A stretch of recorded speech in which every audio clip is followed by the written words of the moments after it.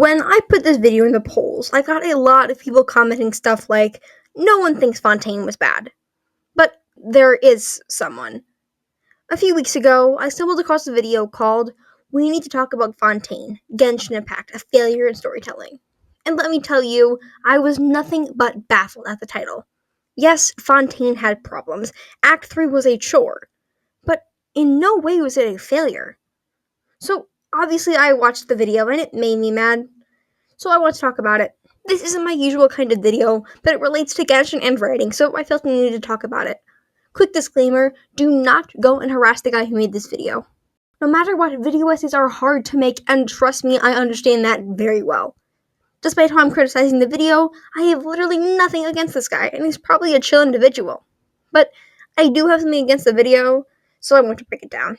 Spoilers for all of Fontaine, as well as the interlude bedtime story. If you're into writing and Genshin, make sure to sub to my channel. I make a ton of videos analyzing Genshin's writing, good and bad. Also, I currently have 3 welcome giveaways going on in my Discord. One is a general giveaway, which you can enter just by being in the server, which will be over by December 24th. The other 2 are writing and art competitions that you guys will vote at the end of December, when it will be announced on December 25th, and the deadlines for that is December 21st. Alright, let's get into it. What was her homeland like? And why on earth would they send an assassin after her? How did she get here, to the waters of Childe? Did somebody lead her here for her protection? And who were they? Aside from the question that relates to her homeland, none of these others have yet to be answered. Okay, honestly, I'm not a super lore expert myself. Since I'm busy a lot of the time, I can't always play through the world quests. Though, I do read summaries to understand what's happening generally if I can't play the quest itself. From my understanding, the assassin question was answered, but do correct me on this if I'm wrong. It appears to be there wasn't a true assassin, but after the Cataclysm, Fontaine's waters became corrupted, hence the Hydrotopia tainting phantasms, etc. Since she was pretty isolated, she saw this pollution as an assassination attempt. So, to my limited knowledge, this is explained, just not in the main quest of Fontaine, which is fine. This is a mystery that people must dig into to find the answer, which is part of the charm of an open-world game. For now, let's return to our traveler and Paimon, who, yet again, decided to take a trip to the next region randomly. If any of you have been following this channel, you will note this was a critique from the last video. The story, for some reason, doesn't want a natural lead into the next region. There's no build-up, no reason whatsoever why we randomly decided to come here. What's the story's reason for waiting so long? Yes, I know the in-game reason why we waited so long, but what's the story's excuse? No, it's not. Last region, Nikita suggests we come here first. But the whole character of the traveler is how they help people along the way of their journey, which is something the video later points out. I wasn't a fan of the traveler helping the resistance in Inazuma because it directly opposed to they wanted to ask for help. But a majority of these side missions have no conflict with this goal of ours, they're just that, side missions. Once we thoroughly explored Sumeru, meeting and helping people along the way, looking for any trace of our sibling, we move on, as implied by the structure of the game. Following this exchange, the traveler tells Linny that he would like to meet the Hydro Archon. The magician agrees and says after he takes care of a few things, he will take them to the Opera House to meet with Furina. But before the group begins to leave, she just appears, as if following her cue to come on stage. Okay, I'm sorry, what? When we meet with Dia, there is a clear cut to a suspicious-looking Fontanian man. And even if players don't make the connection then, there's a similar cut to him when Furina appears. And in the video, this isn't even addressed. This is an overall problem with the video as a whole, but I'll come back to it later. Considering how Furina wants to save Fontaine, it makes sense for her to seek us out. We have a history of saving other nations, so why not hers? She doesn't want to seem like she's begging for our help, though, so she's likely using this arrest to get us in private and ask for help. But is this possibility even addressed? No. This is probably the best way to introduce future characters. Don't have them pop up randomly, but have them pop in early on. This game is full of travelers and adventurers, so it makes sense that we would run into a few characters from different regions. I agree, this would be nice to see people sit up outside of their quest. But this is contradicted in just a minute. There we run into Childe. Wait, again? I know it's Genshin's civic duty to remind the player base this character still exists, but they could have just picked a different Harbinger. A few things. One, it makes sense for him to be here. In Liyue, we see him use his big whale move during the boss battle, and in his character stories, it's implied he has connections to Fontaine. While it can feel out of nowhere at first, when we talk to him, it makes complete sense why he's there.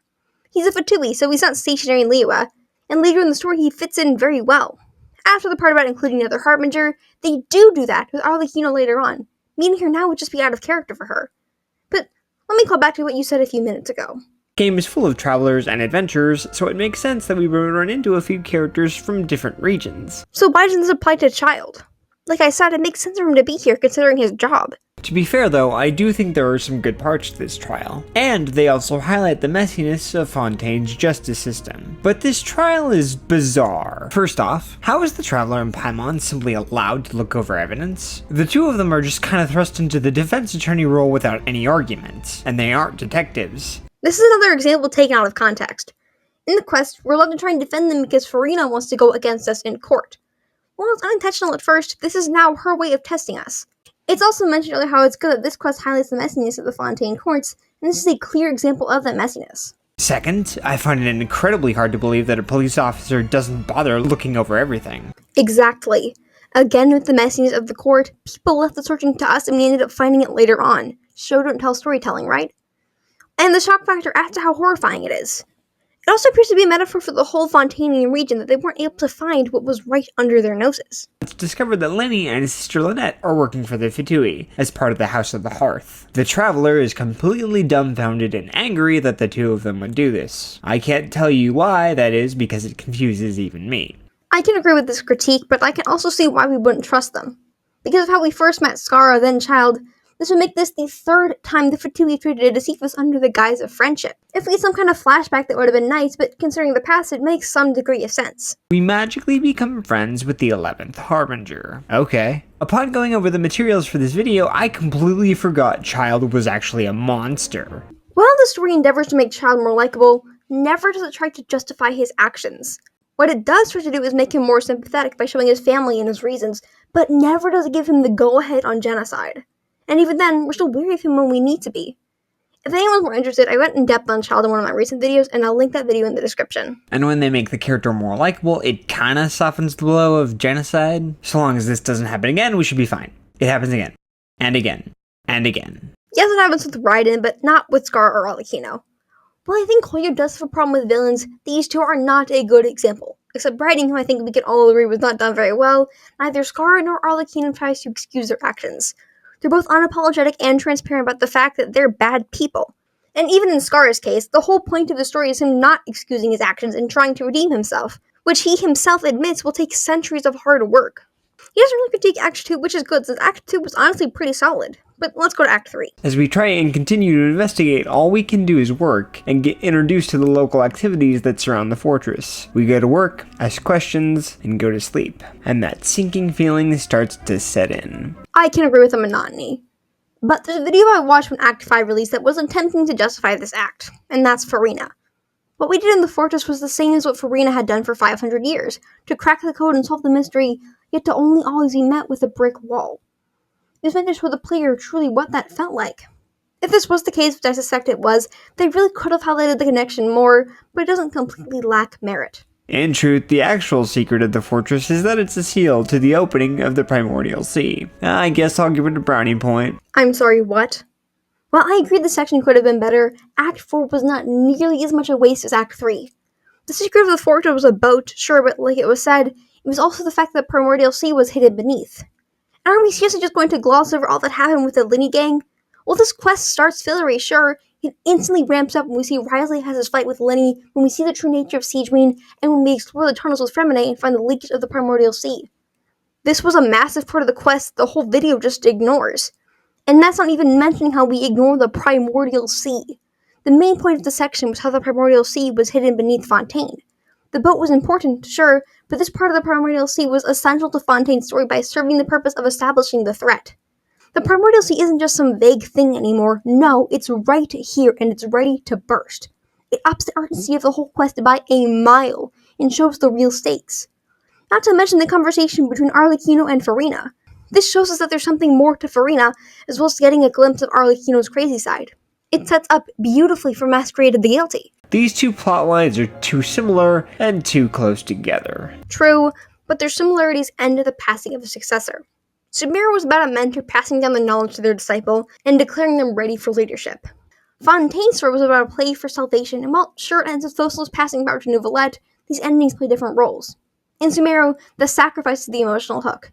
In Fontaine, the sacrifice is an emotional hook, but the main hook of Fontaine is Furina and her struggles.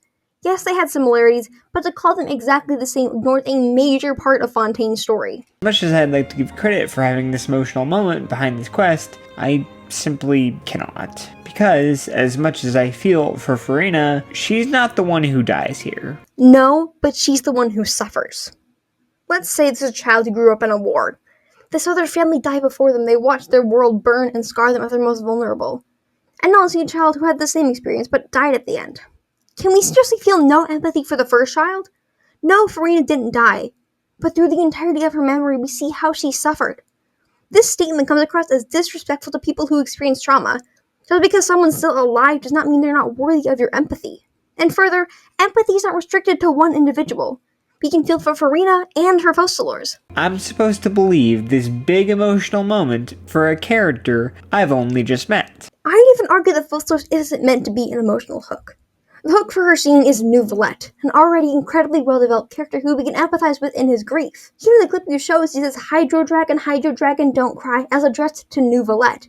Hydro Dragon, don't cry. She's accepted her death, but Nouvelette mourns. So since he's a developed character we care about, we care because of him. We aren't allowed this time. We don't have time for any of that, because, well, one of the biggest problems of Fontaine is that there's too much going on. How about we give you some more backstory on Focalors and Egeria? No? How about we spend 2 hours building up a boat? How about we spend the time building up the court system and how it's unjustified for Fontainians? Nope. Let's spend time building up a murder mystery instead. A few things. One, with the whale.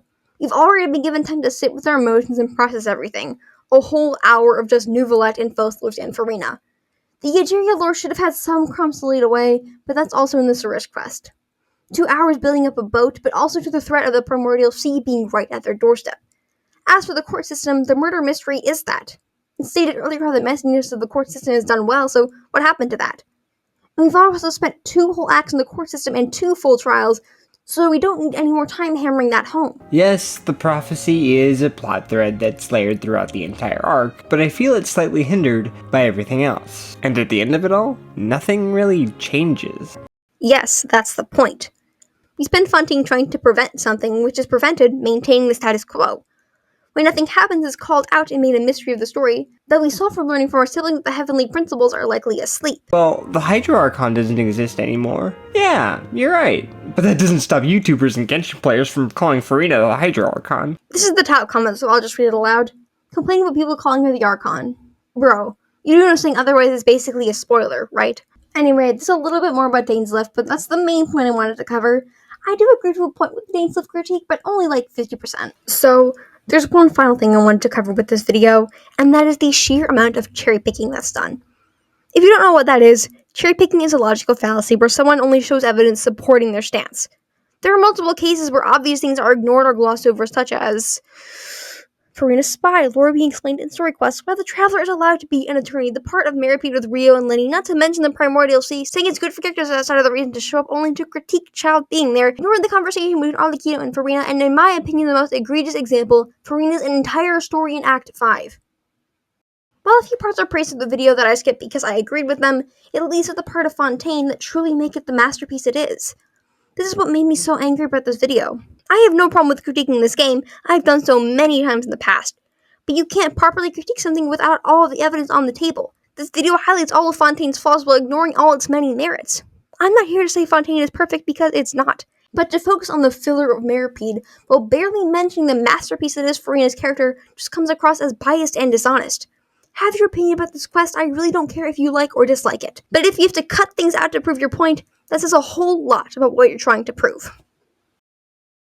Okay, yeah, I got a little heated near the end, but this whole critique topic is something I'm passionate about. Again, do not go harass this person. I've been trying my best to criticize the video, not their creator, because I genuinely have no beef with them. At the end of the day, it's just a silly game that we all want to enjoy, and this is simply my take. If you have anything else to say, absolutely put it in a comment, but insults to this person will not be tolerated even in my own comment section. With that, if you enjoyed, make sure to like and subscribe for weekly analysis content from me. I've been having a rough few weeks in real life, so any support means a lot. Make sure to check out my community tab for polls on such on future videos, and join my Discord to hopefully win a welcome. With that, have a good morning, afternoon, evening, or night wherever you are, and hope to see you in the next one.